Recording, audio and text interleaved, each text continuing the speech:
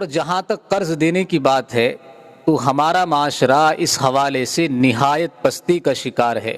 آج کوئی بھی کسی کو قرض دینے کے لیے تیار نہیں ہے، اور اس کی مین وجہ یہ ہے کہ ہمارے جو آپسی معاملات ہیں وہ خراب ہو چکے ہیں، وہ پستی کا شکار ہو چکے ہیں۔ ہمارے درمیان سچائی، امانت داری، ایفائے عہد، ایفائے وعدہ، اس طرح کی تمام چیزیں نکل چکی ہیں، ختم ہو چکی ہیں۔ آج کوئی بھی کسی کو قرض دینے کے لیے تیار نہیں ہے، کیونکہ اگر قرض دے دیا جاتا ہے تو ہوتا یہ ہے کہ پھر سامنے والا اس قرض کو ادا کرنے کی فکر نہیں کرتا، ٹال مٹول کرتا ہے، یا پیسے مار لیے جاتے ہیں، ختم ہو جاتے ہیں، تو پھر کوئی کسی کو قرض کیوں دے گا بھلا؟ تو آج جو ہمارے معاشرے کی صورتحال ہے اس کی مین وجہ یہی ہے کہ ہمارے درمیان کے جو معاملات ہیں وہ خراب ہو چکے ہیں۔ تو اسلام نے ہمیں تعلیمات دی تھی کہ دونوں حوالوں سے، دونوں طرف سے جو تعلیمات اسلام نے ہمیں دی تھیں وہ تعلیمات ہم نے فراموش کر دی ہیں، وہ تعلیمات ہم نے بھلا دی۔ اللہ کے نبی صلی اللہ علیہ وسلم نے ہر ایسے شخص کو جو قرض لے کر کے قرض میں ٹال مٹول کرے اس کو ظالم کہا، فاسق کہا۔ یعنی نبی کریم صلی اللہ علیہ وسلم کا ارشاد ہے کہ اگر کوئی آدمی جس نے قرض لیا اور وہ قرض کو ادا کرنے پر قدرت رکھتا ہے لیکن قرض ادا نہیں کر رہا ہے، ٹال مٹول کر رہا ہے، تو ایسا شخص شریعت کی نظر میں ظالم ہے، فاسق ہے۔ اور اسی طریقے سے قرض دینے والوں کے لیے بھی ترغیب ارشاد فرمائی تاکہ انسان جو ہے ایک دوسرے کی ضرورت میں کام آئے، قرض ایک دوسرے کو دے، ایک دوسرے کا سہارا بنے۔ اور اس پر بڑی فضیلت ارشاد فرمائی ہے اللہ کے نبی صلی اللہ علیہ وسلم نے۔ ایک حدیث ہے مسند امام احمد ابن حنبل کی کہ اللہ کے نبی صلی اللہ علیہ وسلم نے ارشاد فرمایا، جو شخص مفلس اور تنگ دست کو مہلت دے تو ادائیگی کا دن آنے تک اس کو ہر دن کے بدلے اس کے قرض کے برابر صدقے کا ثواب ملتا ہے۔ یعنی اگر کوئی آدمی کسی کو قرض دے 15 دن کے لیے، مثلا کسی کو 15 دن کا اس نے قرض دیا 15 دن کی مہلت کے ساتھ، تو 15 دن تک اس کو جتنا وہ قرض دے گا ہر دن اتنی رقم صدقہ کرنے کا ثواب اس کو ملتا رہے گا۔ مثلا اگر کوئی آدمی کسی کو 5,000 روپئے 15 دن کی مہلت پر دے تو 15 دن تک اس کو 5,000 روپئے ہر روز صدقہ کرنے کا ثواب ملے گا۔ اسی طریقے سے اللہ کے نبی صلی اللہ علیہ وسلم نے فرمایا، اور پھر جب ادائیگی کا دن آئے اور پھر اسے وہ مہلت دے دے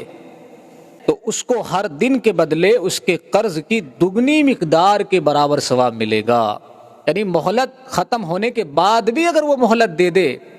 تو جتنے دن کی بھی وہ مہلت دے گا وہ رقم جو اس نے قرض کے طور پر دی ہے اس رقم سے دوگنی رقم کے برابر صدقہ کرنے کا ثواب اس کو ہر دن کے اعتبار سے ملے گا۔ اتنا بڑا ثواب ہے اور اتنی بڑی کمائی ہے قرض دینے میں اور مہلت دینے میں۔ لیکن ہمارا معاشرہ جو ہے جانبین کا معاشرہ، قرض لینے والے ہوں یا قرض دینے والے ہوں، دونوں نے ہی اس اسلامی تعلیمات کو اپنے ذہن سے نکال دیا۔ جو لے لیتا ہے وہ قرض کو میں ٹال مٹول کرتا ہے، قدرت کے باوجود ادا کرنے کی کوشش نہیں کرتے، اور جو دینے والے ہیں وہ بھی بھول چکے ہیں کہ دینے کا ثواب کیا ہے۔ اور اللہ تبارک و تعالیٰ نے تو قرآن کریم میں ارشاد فرمایا کہ اگر وَأَن تَصَدَّقُوا خَيْرٌ لَكُمْ، یعنی اگر کوئی آدمی سامنے والا قرض ادا کرنے کی طاقت نہیں رکھتا ہے تو تم اس کو صدقہ کر دو، تو یہ تمہارے لیے بہتر ہے۔ اور بہتر کتنا ہے وہ اللہ تعالیٰ بہتر جانتے ہیں، اللہ کی شان کے مطابق اللہ تعالیٰ اس کا اجر دیں گے۔ تو جانبین نے ہی اسلامی تعلیمات کو فراموش کر دیا ہے، جس کی وجہ سے آج ہمارا معاشرہ ذلت اور پستی کا شکار ہے۔ یہی وجہ ہے کہ ہمارے معاشرے کے اندر سودی معاملات دن بدن بڑھتے جا رہے ہیں، کیونکہ جب قرض پر کہیں سے پیسہ نہیں ملتا تو آدمی مجبور ہوتا ہے، پھر جو ہے وہ سود کی طرف جاتا ہے، سود پر پیسہ لیتا ہے۔ سود دینے والے بھی پیدا ہوتے جا رہے ہیں مسلمانوں میں، سود لینے والے تو ہے ہی کثرت سے۔ تو یہ دونوں چیزیں جو ہیں